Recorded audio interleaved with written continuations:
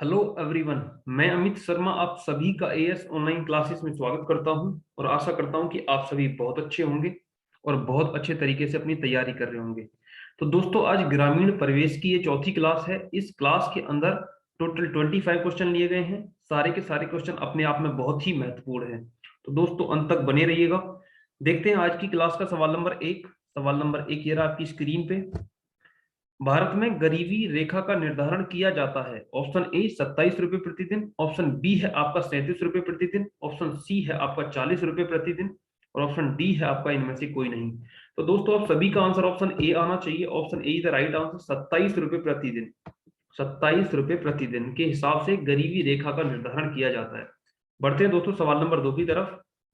Borlaug पुरस्कार निम्नलिखित में से किस क्षेत्र में दिया जाता है?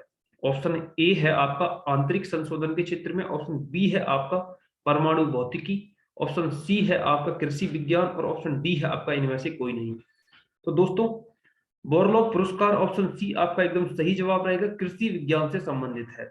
Option see the right answer, कृषि विज्ञान से संबंधित है। अगर पूछा जाए कि इसको किस वर्ष प्रारंभ किया गया, तो आप सभी का आंसर 1973 आना चाहिए। अगर पूछा जाए कि बोरलॉग पुरस्कार की राशि कितनी है, इस पुरस्कार में कितनी राशि दी जाती है, तो 5 लाख रुपए राशि दी जाती है। आप सभी का आंसर 5 लाख रुपए आना चाहिए। बढ़ते हैं सवाल नंबर 3 की तरफ। कृषि को उद्योग का दर्जा देने वाला प्रथम राज्य कौन सा है? Option A Maharashtra, option B है आपका पंजाब, ऑप्शन सी है आपका उत्तर प्रदेश और ऑप्शन डी है आपका इनमें से कोई नहीं। तो दोस्तों, कृषि को उद्योग का दर्जा देने वाला प्रथम राज्य आपका महाराष्ट्र है। ऑप्शन ए आपका एकदम सही जवाब रहेगा, महाराष्ट्र। अगर पूछा जाए कि महाराष्ट्र की राजधानी क्या है, तो आप सभी का आंसर मुंबई आना चाहिए। मुंबई महाराष्ट्र की राजधानी है। अगर पूछा जाए कि राज्यसभा की सीटें कितनी है मुंबई के अंदर में, महाराष्ट्र के अंदर में, तो आप सभी का आंसर आना चाहिए 19। अगर पूछा जाए कि लोकसभा की सीटें कितनी हैं, तो 48 आपका आंसर आना चाहिए। बढ़ते हैं सवाल नंबर 4 की तरफ। सवाल नंबर 4, वाष्पोत्सर्जन किसके द्वारा नापा जाता है? दोस्तों, बात की जा रही है वाष्पोत्सर्जन की। ऑप्शन ए है आपका पोटोमीटर, ऑप्शन बी है आपका लाइसीमीटर, ऑप्शन सी है आपका ऑक्सेनोमीटर, ऑप्शन डी है आपका इनमें से कोई नहीं। तो दोस्तों, आप सभी का आंसर ऑप्शन ए आना चाहिए, potometer. Option A is the right answer. Potometer से वाष्पोत्सर्जन नापा जाता है। बढ़ते हैं सवाल नंबर 5 की तरफ। निम्नलिखित में से एगमार्क क्या है? बात की जा रही है दोस्तों एगमार्क की। तो ऑप्शन ए है आपका कृषकों की एक सहकारी समिति, ऑप्शन बी है आपका अंडा की एक विनियमित मंडी, ऑप्शन डी है आपका गुणवत्ता गारंटी मोहर और ऑप्शन डी क्या है आपका दोस्तों, इनमें से कोई नहीं। ऑप्शन डी है आपका इनमें से कोई नहीं। बात की जा रही है एगमार्क की, तो आप सभी का आंसर ऑप्शन सी आना चाहिए। एगमार्क क्या है? एक गुणवत्ता गारंटी मोहर है। दोस्तों, ऑप्शन सी आप सभी का एकदम सही आंसर रहेगा, गुणवत्ता गारंटी मोहर। अगर पूछा जाए कि इसे किस वर्ष प्रारंभ किया गया, तो आप सभी का आंसर आना चाहिए 1938। 1938 में इसे प्रारंभ किया गया था। बढ़ते हैं सवाल नंबर 6 की तरफ। भारत में नकदी फसल जूट का उत्पादन करने वाला प्रमुख राज्य कौन सा है? भारत में नकदी फसल जूट का उत्पादन करने वाला प्रथम या प्रमुख राज्य कौन सा है? तो दोस्तों, ऑप्शन ए है आपका पश्चिम बंगाल, ऑप्शन बी है आपका उत्तर प्रदेश, ऑप्शन सी है आपका असम और ऑप्शन डी है आपका दोस्तों इनमें से कोई नहीं। बात की जा रही है जूट की फसल की, तो ऑप्शन ए आपका एकदम सही जवाब रहेगा, पश्चिम बंगाल। ऑप्शन ए आपका Paschim Bengal. Option A is the right answer. दोस्तों, अगर बात की जाए कि प्रथम राज्य तो आपका पश्चिम बंगाल है, तो दूसरा राज्य कौन सा है? तो आप सभी का आंसर आना चाहिए कि जूट की खेती के लिए दूसरा राज्य आप सभी का बिहार रहेगा। अगर बात की जाए कि तीसरा राज्य कौन सा है, तो आप सभी का आंसर असम आने चाहिए। जूट की खेती में असम का तीसरा स्थान है। बढ़ते हैं सवाल नंबर 7 की तरफ। निम्नलिखित में से कौन सा राज्य काली मिर्च का सर्वाधिक उत्पादन करता है? बात की जा रही है काली मिर्च की। ऑप्शन ए है आपका कर्नाटक, ऑप्शन बी है आपका उत्तर प्रदेश, ऑप्शन सी है आपका असम और ऑप्शन डी है आपका दोस्तों इनमें से कोई नहीं। काली मिर्च की बात की जा रही है, तो ऑप्शन ए आपका एकदम सही जवाब रहेगा, कर्नाटक। ऑप्शन ए आपका एकदम सही जवाब रहेगा, Karnataka. Option A is the right answer. दोस्तों, बात की जा रही है कर्नाटक की, तो कर्नाटक की राजधानी क्या होगी दोस्तों? आप सभी को पता होना चाहिए, कर्नाटक की राजधानी बेंगलुरु है। अगर पूछा जाए कि कर्नाटक की राज्यसभा की सीटें कितनी है, तो दोस्तों आप सभी का आंसर 12 आना चाहिए। कर्नाटक में राज्यसभा की 12 सीटें हैं। अगर बात की जाए कि कर्नाटक में लोकसभा की कितनी सीटें हैं, तो दोस्तों आप सभी का आंसर 28 आना चाहिए। कर्नाटक में राज्यसभा की 12 और लोकसभा की 28 सीटें हैं। बढ़ते हैं सवाल नंबर 8 की तरफ। निम्नलिखित में से किस फसल से तेल एवं सरसों दोनों पर्याप्त मात्रा में प्राप्त किए जाते हैं? निम्नलिखित में से किस फसल से तेल एवं रेशा दोनों पर्याप्त मात्रा में प्राप्त किए जाते हैं? दोस्तों बात की जा रही है कि तेल और रेशा दोनों पर्याप्त मात्रा में प्राप्त होनी चाहिए। ऑप्शन ए है आपका सरसों, ऑप्शन बी है आपका जूट, ऑप्शन सी है आपका अलसी और ऑप्शन डी है आपका इनमें से कोई नहीं। तो तेल और रेशा किस में मिलता है दोस्तों? आप सभी का आंसर ऑप्शन सी आना चाहिए, अलसी। Option A the right answer. अलसी में तेल और रेशा दोनों चीज पर्याप्त मात्रा में होते हैं। बढ़ते हैं सवाल नंबर 9 की तरफ। निम्नलिखित में से किस राज्य में राष्ट्रीय मिलिट्री स्कूल नहीं है? क्वेश्चन को ध्यान से पढ़िएगा, बात की जा रही है नहीं है, राष्ट्रीय मिलिट्री स्कूल नहीं है। ऑप्शन ए है आपका पंजाब, ऑप्शन बी है आपका राजस्थान, ऑप्शन सी है आपका कर्नाटक और ऑप्शन डी है दोस्तों आपका इनमें से कोई नहीं। ऑप्शन डी है दोस्तों आपका इनमें से कोई नहीं। बात की जा रही है मिलिट्री स्कूल की, तो ऑप्शन ए आपका एकदम सही जवाब रहेगा, पंजाब। पंजाब में मिलिट्री स्कूल नहीं है। Option A is the right answer. Punjab में कोई भी मिलिट्री स्कूल नहीं है। अगर बात की जा रही है पंजाब की, तो पंजाब की राजधानी क्या रहेगी? चंडीगढ़। पंजाब की राजधानी है दोस्तों चंडीगढ़। अगर पूछा जाएगी पंजाब में राज्यसभा की कितनी सीटें हैं, तो दोस्तों आप सभी का आंसर आना चाहिए 7। पंजाब में राज्यसभा की 7 सीटें हैं। अगर पूछा जाए कि पंजाब के अंदर लोकसभा की कितनी सीटें हैं, तो दोस्तों आप सभी का आंसर आना चाहिए 13। पंजाब में लोकसभा की 13 सीटें हैं। बढ़ते हैं दोस्तों सवाल नंबर 10 की तरफ। उत्तर प्रदेश के किस नगर में भारतीय दलहन अनुसंधान स्थित है? भारतीय दलहन अनुसंधान स्थित है। ऑप्शन ए है आपका लखनऊ, ऑप्शन बी है आपका दोस्तों वाराणसी, ऑप्शन सी है आपका कानपुर और ऑप्शन डी है दोस्तों इनमें से कोई नहीं। ऑप्शन डी क्या है दोस्तों? इनमें से कोई नहीं। तो आप सभी का आंसर ऑप्शन सी आना चाहिए, कानपुर। उत्तर प्रदेश के कानपुर नगर में दलहन अनुसंधान स्थित है, भारतीय दलहन अनुसंधान स्थित है। बढ़ते हैं सवाल नंबर 11 की तरफ। सुनंदनी नस्ल किससे संबंधित है? ऑप्शन ए है आपका गाय, ऑप्शन बी है आपका भैंस और ऑप्शन सी है आपका दोस्तों बकरी, ऑप्शन डी है आपका इनमें से कोई नहीं। बात की जा रही है सुनंदनी नस्ल। दोस्तों आप सभी का आंसर आना चाहिए ऑप्शन बी, सुनंदनी नस्ल गाय से संबंधित है। ऑप्शन बी आपका एकदम सही जवाब रहेगा। अगर पूछा जाए कि लाल सिंधी क्या है, तो दोस्तों ये भी एक गाय की नस्ल होती है, लाल सिंधी। लाल सिंधी भी एक गाय की नस्ल है। अगर पूछा जाए कि राठी क्या है, तो दोस्तों राठी भी आप लिख लीजिएगा कि ये भी एक गाय की नस्ल होती है दोस्तों। अगर पूछा जाए कि साहिवाल क्या है, तो ये भी एक गाय की नस्ल होती है। तो इन चीजों को आप एक बार नोट कर लीजिएगा। बढ़ते हैं सवाल नंबर 12 की तरफ। रानीखेत बीमारी किस पशु से संबंधित है? रानीखेत बीमारी किस पशु से संबंधित है? ऑप्शन ए है आपका गाय से, ऑप्शन बी है आपका भेड़ से, ऑप्शन सी है आपका मुर्गी से, ऑप्शन डी है आपका इनमें से कोई नहीं। तो दोस्तों रानीखेत ऑप्शन सी आपका एकदम सही जवाब रहेगा, मुर्गी से संबंधित है। रानीखेत बीमारी मुर्गी से संबंधित है। ये एक वायरस है। ये एक मुर्गी से दूसरी मुर्गी के अंदर में फैलता है और लगभग 7 दिन के अंदर तक रहता है। अगर ये एक बार मुर्गी के अंदर हो जाता है, तो बहुत ज्यादा भारी मात्रा में मुर्गियों की मरने की संख्या बढ़ जाती है। इससे बहुत ही जल्दी मुर्गियां मरना स्टार्ट हो जाती है। ये एक बहुत ही भयंकर वायरस है। तो दोस्तों बढ़ते हैं सवाल नंबर 13 की तरफ। निम्नलिखित में से कौन ग्राम विकास के लिए मुख्य रूप से उत्तरदायी है? निम्नलिखित में से कौन ग्राम विकास के लिए मुख्य रूप से उत्तरदायी है? ऑप्शन ए है आपका ग्रामीण विकास विभाग, ऑप्शन बी है आपका सिंचाई विभाग, ऑप्शन सी है आपका रेल विभाग और ऑप्शन डी है आपका इनमें से कोई नहीं। तो दोस्तों ग्राम विकास के लिए ऑप्शन ए आपका एकदम सही जवाब रहेगा, ग्रामीण विकास विभाग मुख्य रूप से उत्तरदायी होता है। ग्रामीण विकास विभाग आप सभी का एकदम सही जवाब रहेगा, option A is the right answer. बढ़ते हैं सवाल नंबर 14 की तरफ। जिला ग्रामीण विकास अभिकरण कार्यक्रम की शुरुआत किस वर्ष की गई? दोस्तों बात की जा रही है जिला ग्रामीण विकास अभिकरण की। तो ऑप्शन ए है आपका 1999 में, ऑप्शन बी है आपका सन 2001 में, ऑप्शन सी है आपका 1990 में, ऑप्शन डी है आपका इनमें से कोई नहीं। दोस्तों जिला ग्रामीण विकास अभिकरण की शुरुआत ऑप्शन ए आपका एकदम सही जवाब रहेगा, 1999 से शुरू किया गया था। ऑप्शन ए आपका एकदम सही जवाब रहेगा, 1999। बढ़ते हैं सवाल नंबर 15 की तरफ। वर्ष 1903 में डेनिलन हैमिल्टन ने सहकारिता के आधार पर आदर्श ग्राम योजना कहां शुरू की? बात की जा रही है आदर्श ग्राम योजना कहां शुरू की गई? तो दोस्तों आप सभी का आंसर आना चाहिए मद्रास। मद्रास से शुरू किया गया था इसको। ऑप्शन ए आपका एकदम सही जवाब रहेगा, ये एक डैनियल हैमिल्टन ने आदर्श ग्राम योजना मद्रास से शुरू की थी।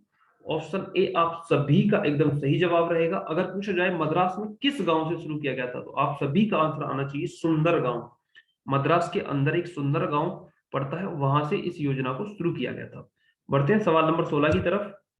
रविंद्रनाथ टैगोर ने किस वर्ष ग्राम विकास के रूप में निकेतन योजना प्रारंभ की? ऑप्शन ए है आपका 1920, ऑप्शन बी है आपका 1930, ऑप्शन सी है आपका 1940 और ऑप्शन डी है दोस्तों आपका 1900। इनमें से कोई नहीं।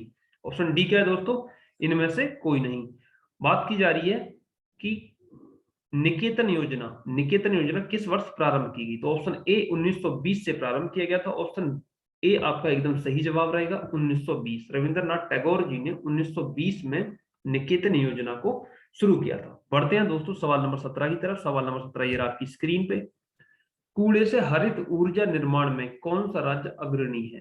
कूड़े से हरित ऊर्जा निर्माण में कौन सा राज्य अग्रणी है? ऑप्शन ए है आपका उत्तर प्रदेश और पंजाब, ऑप्शन बी है आपका महाराष्ट्र और पंजाब, ऑप्शन सी है दोस्तों आपका गुजरात और पंजाब, ऑप्शन डी है आपका दोस्तों इनमें से कोई नहीं। ऑप्शन डी क्या है? इनमें से कोई नहीं। तो दोस्तों आप सभी का आंसर ऑप्शन बी आना चाहिए, महाराष्ट्र और पंजाब। ऑप्शन बी आप सभी का एकदम सही जवाब रहेगा, महाराष्ट्र और पंजाब। कूड़े से हरित ऊर्जा में महाराष्ट्र और पंजाब प्रथम स्थान पे है। बढ़ते हैं सवाल नंबर 18 की तरफ। नेशनल हेल्थ प्रोफाइल रिपोर्ट के अनुसार ग्रामीण क्षेत्र में कितनी आबादी पर एक एलोपैथिक डॉक्टर है? बात की जा रही है एलोपैथिक डॉक्टर की। ये रिपोर्ट किसने जारी की है? नेशनल हेल्थ प्रोफाइल ने। दोस्तों ऑप्शन ए है आपका 10,000 पे एक डॉक्टर, ऑप्शन बी है आपका 15,000 पे एक डॉक्टर, ऑप्शन सी है आपका 26,000 पे एक डॉक्टर, ऑप्शन डी है आपका दोस्तों इनमें से कोई नहीं। तो ये रिपोर्ट के अनुसार ऑप्शन सी आपका एकदम सही जवाब रहेगा, 26,000 लोगों पे एक डॉक्टर है। ऑप्शन सी आपका एकदम सही जवाब रहेगा कि 26,000 लोगों पे एक डॉक्टर है। ये रिपोर्ट है सिर्फ सरकारी डॉक्टरों के लिए, इसमें प्राइवेट डॉक्टरों को बिल्कुल भी इंक्लूड नहीं किया गया है। सरकारी रिपोर्ट के अनुसार 26,000 लोगों पे एक एलोपैथिक डॉक्टर है। जबकि वर्ल्ड हेल्थ ऑर्गेनाइजेशन WHO ने एक रिपोर्ट जारी की है हाल ही में, जिसमें उसने कहा है कि 1,000 लोगों के ऊपर एक डॉक्टर होना चाहिए। तो दोस्तों ये बहुत ही अच्छा क्वेश्चन है अगर देखा जाए तो। बढ़ते हैं सवाल नंबर 19 की तरफ। राज्य स्वास्थ्य सूचकांक 2019 की रिपोर्ट के अनुसार, बात की जा रही है 2019 की रिपोर्ट के अनुसार, स्वास्थ्य क्षेत्र में कौन सा राज्य अग्रणी है? स्वास्थ्य क्षेत्र में कौन सा राज्य अग्रणी है? ऑप्शन ए है आपका केरल, ऑप्शन बी है आपका महाराष्ट्र, ऑप्शन सी है आपका उत्तर प्रदेश और ऑप्शन डी है दोस्तों इनमें से कोई नहीं। ऑप्शन डी है दोस्तों इनमें से कोई नहीं। अगर राज्य स्वास्थ्य सूचकांक की बात की जा रही है तो दोस्तों ऑप्शन ए आपका एकदम सही जवाब रहेगा। केरल किस पे है? पहले स्थान पे है। सबसे अग्रणी राज्य केरल है। अगर बात की जाए कि सबसे पहले पे केरल है और सबसे लास्ट में कौन है, तो उत्तर प्रदेश आपका सबसे अंत में आता है। बढ़ते हैं सवाल नंबर 20 की तरफ। ये रिपोर्ट दोस्तों 2019 के अकॉर्डिंग है, 2019 के अनुसार है। बढ़ते हैं सवाल नंबर 20 की तरफ। भारत में पहली स्वास्थ्य नीति कब लागू की गई? बात की जा रही है पहली स्वास्थ्य नीति की। ऑप्शन ए है आपका 1965 में, ऑप्शन बी है आपका 1970 में, ऑप्शन सी है आपका 1983 में और ऑप्शन डी है दोस्तों आपका इनमें से कोई नहीं। तो दोस्तों पहली स्वास्थ्य नीति ऑप्शन सी आपका एकदम सही जवाब रहेगा, 1983 में लागू की गई थी। Option C is the right answer, 1983 आपका एकदम सही जवाब रहेगा। बढ़ते हैं सवाल नंबर 21 की तरफ। भारत में स्वतंत्रता से पूर्व कितने प्रतिशत भूमि के लिए सिंचाई व्यवस्था थी? कितने प्रतिशत भूमि के लिए सिंचाई की व्यवस्था थी? ऑप्शन ए है आपका 25%, ऑप्शन बी है आपका दोस्तों 40%, ऑप्शन सी है दोस्तों आपका 19% और ऑप्शन डी है दोस्तों आपका इनमें से कोई नहीं। बात की जा रही है स्वतंत्रता से पूर्व, आजादी से पहले की। तो दोस्तों ऑप्शन सी आपका एकदम सही जवाब रहेगा 19%। ऑप्शन सी आपका एकदम सही जवाब रहेगा 19% भूमि के लिए सिंचाई की व्यवस्था थी। बढ़ते हैं सवाल नंबर 22 की तरफ। भारत में राष्ट्रीय बीज निगम की स्थापना कब हुई? बात की जा रही है राष्ट्रीय बीज निगम की स्थापना कब हुई? ऑप्शन ए है आपका दोस्तों 1955, ऑप्शन बी है आपका 1965, ऑप्शन सी है आपका 1963 और ऑप्शन डी है इनमें से कोई नहीं। राष्ट्रीय बीज निगम की स्थापना दोस्तों ऑप्शन सी आपका एकदम सही जवाब रहेगा 1963 में। ऑप्शन सी आपका एकदम सही जवाब रहेगा 1963 में इसकी स्थापना हुई थी। बढ़ते हैं सवाल नंबर 23 की तरफ। क्षेत्रीय ग्रामीण बैंक की स्थापना किस वर्ष की गई? बात की जा रही है क्षेत्रीय ग्रामीण बैंक की। ऑप्शन ए है आपका 1955 में, ऑप्शन बी है आपका 1965 में, ऑप्शन सी है आपका 1975 में। तो दोस्तों राष्ट्रीय ग्रामीण बैंक की स्थापना ऑप्शन सी 1975 आपका एकदम सही जवाब रहेगा। Option see the right answer. 1975 में क्षेत्रीय ग्रामीण बैंक की स्थापना की गई थी। अगर पूछा जाए कि उस समय प्रधानमंत्री कौन थे, तो आप सभी का आंसर आना चाहिए कि इंदिरा गांधी उस समय प्रधानमंत्री थी। बढ़ते हैं सवाल नंबर 24 की तरफ। प्रधानमंत्री किसान सम्मान निधि योजना को उत्तर प्रदेश के किस जिले से प्रारंभ किया गया? बात की जा रही है किस जिले से प्रारंभ किया। तो ऑप्शन ए है आपका गाजीपुर, ऑप्शन बी है दोस्तों आपका गोरखपुर, और ऑप्शन सी है आपका बलिया, और ऑप्शन डी है दोस्तों इनमें से कोई नहीं। तो प्रधानमंत्री किसान सम्मान निधि योजना को गोरखपुर जिले से, ऑप्शन बी आपका एकदम सही जवाब रहेगा, गोरखपुर जिले से प्रारंभ किया गया था। आप सभी का आंसर ऑप्शन बी आना चाहिए, गोरखपुर जिले से प्रारंभ किया गया था। बढ़ते हैं दोस्तों अगले सवाल की तरफ। सवाल नंबर 25। किसान संपदा योजना की घोषणा प्रधानमंत्री नरेंद्र मोदी द्वारा किस राज्य से प्रारंभ की गई? किस राज्य से प्रारंभ की गई? दोस्तों बात की जा रही है किसान संपदा योजना की। ऑप्शन ए है आपका असम से, ऑप्शन बी है आपका उत्तर प्रदेश से, ऑप्शन सी है आपका बिहार से, और ऑप्शन डी है आपका इनमें से कोई नहीं। किसान संपदा योजना की घोषणा प्रधानमंत्री नरेंद्र मोदी जी ने ऑप्शन ए असम से प्रारंभ की थी। ऑप्शन ए आपका एकदम सही जवाब रहेगा, असम से प्रारंभ की थी। दोस्तों इस वीडियो का ये अंतिम और आखिरी सवाल था। इस वीडियो में टोटल 25 क्वेश्चन थे। मुझे उम्मीद है कि सारे के सारे क्वेश्चन आपको बहुत अच्छे से समझ में आए होंगे। सारे के सारे क्वेश्चन अपने आप में बहुत ही महत्वपूर्ण थे, बहुत ही जानदार क्वेश्चन थे, और सारे के सारे क्वेश्चन बहुत ही अच्छे थे। तो दोस्तों इस वीडियो में इतने ही क्वेश्चन थे। आप सभी से दोस्तों एक गुजारिश है कि आप सभी इस वीडियो को जैसा भी लगा है, आपको अच्छा लगा है, जैसा भी लगा है, आप कमेंट करके बताइएगा। अगर आपको अच्छा लगा है तो लाइक कर दीजिएगा, अपने दोस्तों के साथ में शेयर कर दीजिएगा, अपने दोस्तों के साथ में दोस्तों इसे शेयर कर दीजिएगा। अगर आपने अभी तक हमारे चैनल को एएस ऑनलाइन क्लासेस को सब्सक्राइब नहीं किया है तो सब्सक्राइब कर लीजिएगा। और हाँ दोस्तों मैं आपको बता दूं, मैथ की, रीजनिंग की और हिंदी की क्लास, मैथ की, रीजनिंग की और हिंदी की क्लास बहुत जल्द हमारे चैनल एएस ऑनलाइन पे टॉपिक वाइज स्टार्ट होने वाली है, तो जुड़े रहिएगा हमारे साथ। आज के लिए इतना ही दोस्तों, मिलते हैं नेक्स्ट क्लास में, नेक्स्ट सेशन के साथ में। आज के लिए इतना ही दोस्तों, थैंक यू, जय हिंद, जय भारत।